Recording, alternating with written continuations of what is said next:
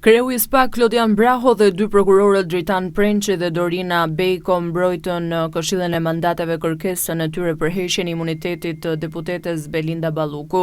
Seanca me pyetje përgjigje kësaj të hënës zbuloi se pozita penale zëvendës kryeministres dhe ministres së infrastrukturës dhe energjisë tashmë e pezulluar nga këto funksione është rënduar.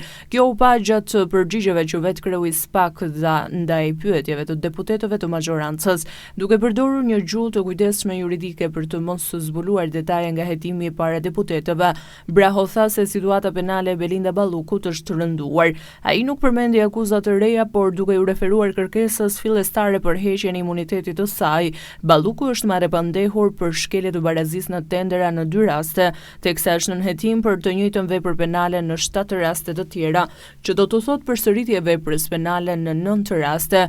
Prokurorët thanë se kur u dorëzua në dhjetor kërkesa për heqjen e imunitetit të saj, Balluku rrezikonte deri në 10 vite burgim, ndërsa me rëndimin e pozitës penale të saj është rritur edhe koha e burgimit, që ajo rrezikon nëse shpallet fajtore.